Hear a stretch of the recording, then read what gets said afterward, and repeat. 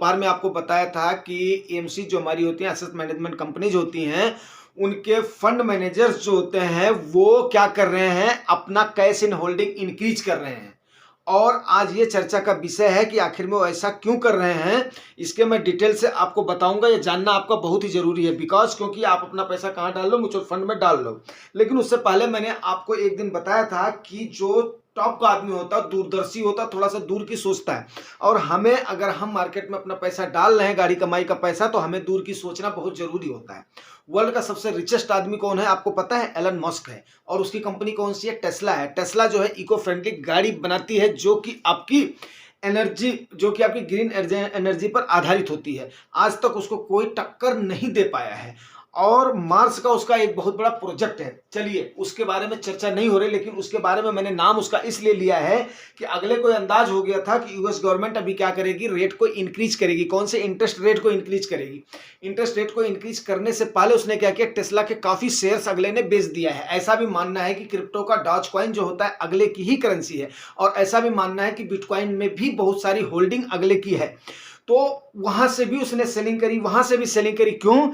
क्योंकि कोविड के टाइम पर 0% इंटरेस्ट रेट पर पूरे डॉलर्स जो है ना, वो अमेरिका ने बिल्कुल फैला दिए थे। फैलाने के बाद में आज जब उसकी महंगाई दर बढ़ गई, लोगों की परचेजिंग पावर बहुत ज्यादा हो गई, तो अमेरिका ने क्या किया, 5.50% अपने यहां पर इंटरेस्ट रेट को इंक्रीज कर दिया, जो कि 1928 के बाद में सबसे ज्यादा इंटरेस्ट रेट का उसके फेड रिजर्व जो उनका बैंक है, जैसे हमारी आरबीआई है, ये सबसे ज्यादा इंक्रीज है। ये इससे को रिलेटेड है। इसको मैं आपको ये बताना बहुत जरूरी है, क्योंकि जब तक आपके चक्षु नहीं खुलेंगे तब तक आप इन्वेस्टमेंट सही तरीके से नहीं कर पाएंगे। एक एक पैसा आपको सोच समझ करके लगाना है। मैं उम्मीद करता हूं कि आपने अपनी एसआईपी स्टार्ट कर दी होगी, जो आप जुगानी टॉक्स को देख रहे हैं। बिकॉज एसआईपी के ऊपर कोई फर्क नहीं पड़ता, मैं आपको बता रहा हूं, लेकिन लमसम के लिए आपको टाइम जरूर करना चाहिए, इसमें कोई दो राय नहीं है। कम से कम नहीं ज्यादा तो छोटी मोटी गिरावट आपको करना ही चाहिए। आगे के सिनेरियोज क्या बन रहे हैं वो मैं बताता हूं, लेकिन अभी हम उससे पहले देख लेते हैं कि इस वीक में मार्केट को कौन कौन सी चीजें अफेक्ट करेंगी। देखिए 8 से लेकर के 13 जनवरी तक हमारे यहां पर 65 कंपनियों के नतीजे आने वाले हैं, जिसमें आईटी सेक्टर जो कि आज की टाइम पर सही वैल्यू पर मिल रहा है, लेकिन क्या हो जाता है, वो एक थीमेटिक फंड हो जाता है, एक सेक्टोरल फंड हो जाता है, इसलिए उस पर ज्यादा पैसा आप नहीं लगाएंगे। हाँ, छोटा मोटा जरूर उधर एलोकेशन कर सकते हैं। उसमें इस हफ्ते में टीसीएस का, इन्फोसिस का, एचसीएल का और विप्रो का दिसंबर क्वार्टर का रिजल्ट आने वाला है, जो कि 8 से 13 जनवरी तक आएगा। उसके बाद में आपकी जो इन्फ्लेशन है वो कंटिन्यूड रहेगी, सुस्त ग्रोथ। और यूएस और यूरोप में जो आपको पता है, मैंने आपको बताया हुआ है कि ग्लोबल विलेज आजकल मार्केट बन गई है। और उसके बाद में दिसंबर महीने में वहां पर ज्यादा ठंडी होने की वजह से दिसंबर क्वार्टर में वहां पर कई सारी छुट्टियां पड़ती हैं। उस छुट्टियों की वजह से सुस्त ग्रोथ, जो वर्ल्ड की सुस्त ग्रोथ है, वो यहां पर भी हमारे यहां पर उसका असर दिखाई देता है। तो कोई ज्यादा आपको इतनी ज्यादा ग्रोथ की उम्मीद नहीं है, ये बात मेरी आप नोट रखिएगा, ठीक है ना। आगे इस मुद्दे पर जरूर आना है कि क्यों होल्ड कर रहे हैं हमारे एएमसीज अपने कैश को, वो मैं आपको बताता हूं। और आपका मेरा एम आपको क्यों बताना है वो भी मैं आता हूं, लेकिन स्टेप बाय स्टेप आप इसको सुनते जाइए। सुनेंगे नहीं ध्यान से तो फिर इतनी सारी चीजें आपको समझ में नहीं आएगी। वर्ल्ड सीनियर, नेशनल सीनियर आपको लेकर के चलना है। आपका एक एक पाई सही जगह पर, सही तरीके से, सही टाइम पर लगाना है। राइट टाइम पर, राइट जगह पर, और राइट एंटर करोगे तभी जाकर के बात बनेगी। मैंने आपको बताया था 2 चीजें आदमी बहुत बड़ी गलती करता है। एक तो म्यूचुअल फंड में जो उसको गेन प्रॉपर नहीं मिल पाता है, एक तो राइट टाइम पर एंटर नहीं कर पाता, दूसरा राइट टाइम पर प्रॉफिट नहीं बुक कर पाता है। सारी चीजें आपसे डिस्कस करूंगा, वीडियो थोड़ा लंबा हो जाएगा तो प्लीज माइंड नहीं करिएगा। अगला आपका interest rate in US Fed में थर्ड टाइम। देखो इंटरेस्ट रेट यूएस फेड अभी क्या है कि उसने काफी सारा बढ़ा दिया है।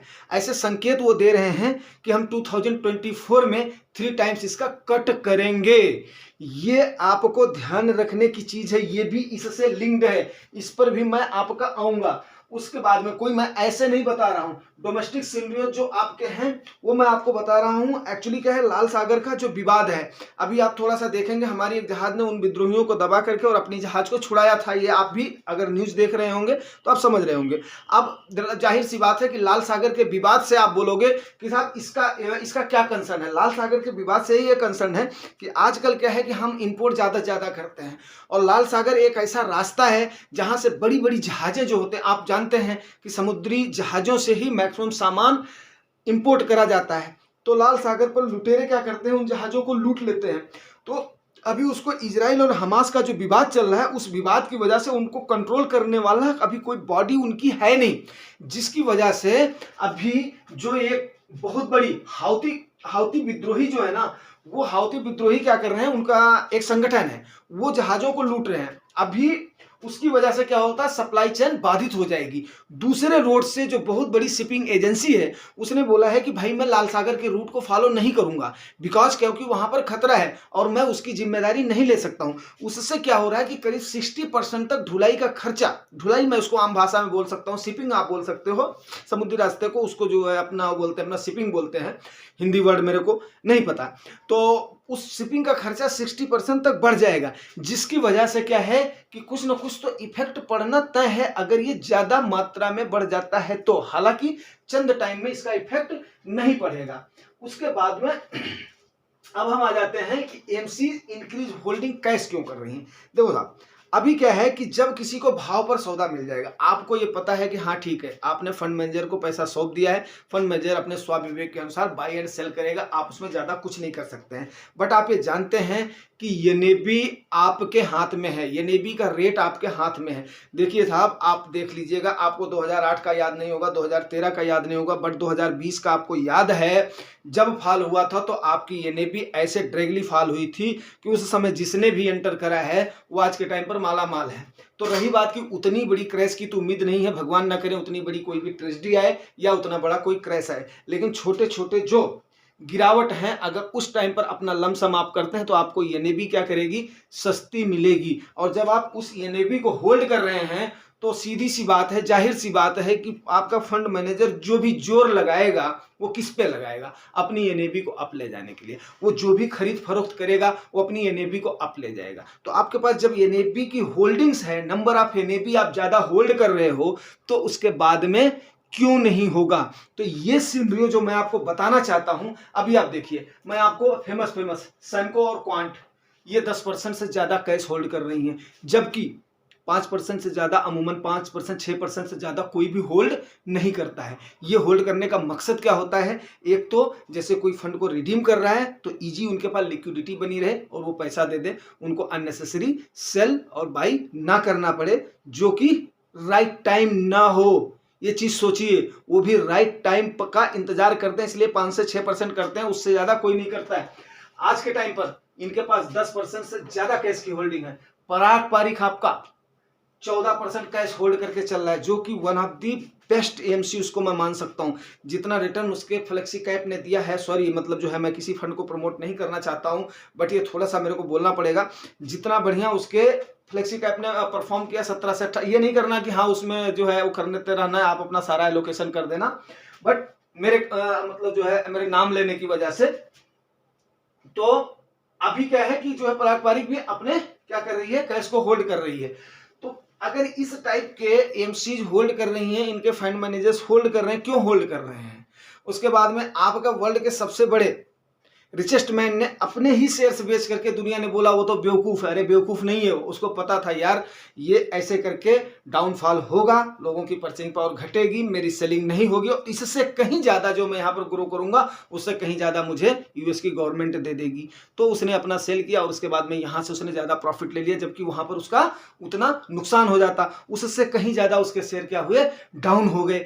तो ये सारी चीजें जो है ना आपको मद्देनजर रखनी है, विकास, क्योंकि आप अपने धन के खुद मालिक हैं।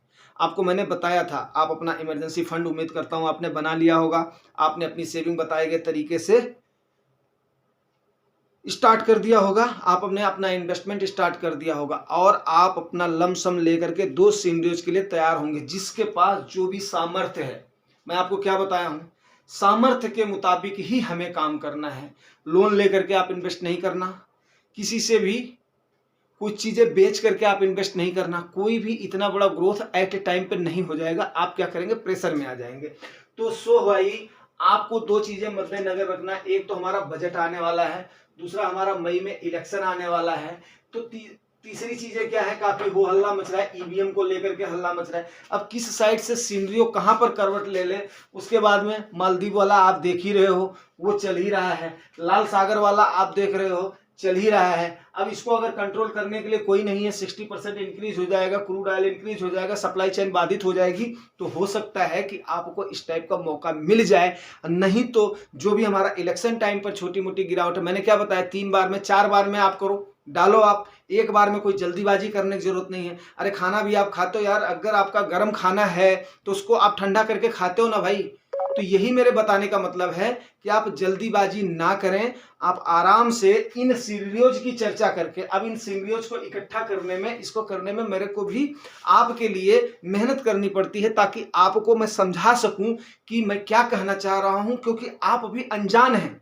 और ये जो ये मैनेजर्स होते हैं, जो ये लोग होते हैं, जो ये काफी सारे लोग होते हैं, ये क्या करते हैं, उन चीजों को सोच करके करते हैं। आखिर में आप समझोगे, इस चीज को समझोगे, लेकिन कब, 2 4 साल 6 साल 10 साल के बाद में, अरे यार उस समय मैंने ऐसा किया होता तो आज मेरा इतना % ज्यादा हो गया होता। जुगानी टॉक्स ने मेरे को बताया था कि यार आप ऐसा कर दोगे तो आप उस समय क्या करो, जब आपकी वो कंपाउंडिंग के साथ में ना, मान लिया आप अगर 2.5% 3% के आज फायदे में हो जाते हो, और जबकि आप इंतजार भी कर रहे हो थोड़ा सा, आप ऐसा तो नहीं है आपने डाल दिया, आपके हाथ में है ना, ये भी तो आपके अपना होल्ड कर रहे हैं ना, आप ही का पैसा होल्ड कर रहे हैं। एसआईपी से तो आपका जो जा रहा है वो तो जा ही रहा है, उसमें तो कोई दो राय है नहीं, फिर आपको दिक्कत कहाँ पे आ रही है? मेरे ख्याल से आपको दिक्कत कहीं पर भी नहीं आनी चाहिए। थोड़ा सा आप होल्ड करो, थोड़ा सा पेशेंस करो, एसआईपी के रूट को फॉलो करो, और लमसम के लिए सही समय का इंतजार करके थोड़ा थोड़ा डालते रहो। यही एक स्ट्रैटेजी अपनाओगे, डेफिनेट है अच्छा खासा ग्रोथ पाओगे दोस्तों। इसी के बेस पर मैं आपको बोलता हूं, सिर्फ और सिर्फ अपना 10 ईयर मुझे दे दो, जो भी आप कमा रहे हो अपनी कमाई की तरफ ध्यान दो। इन्वेस्टमेंट के लिए ये तरीका जो आपको जुगानी टॉक्स बता रहा है, इस तरीके को फॉलो करते जाओ, और आप देखो कैसे आप अक्यूमुलेशन करते हो, कैसे आप कंपाउंडिंग का फायदा उठाते हो। जो कंपाउंडिंग की ग्रोथ आप इमेजिन नहीं कर सकते हो, वो कंपाउंडिंग आपको करवा करके मैं दिलवाऊंगा, ये मेरा वादा है। क्योंकि छोटी छोटी एक्यूमुलेशन ही बड़ी चीज बनती है, ये आप मान करके चलिए दोस्तों। उम्मीद करता हूं जानकारी आपको अच्छी लगी। अगर अच्छी लगी होगी तो रिवार्ड जरूर करना, रिवार्ड आपको पता है शेयर सबका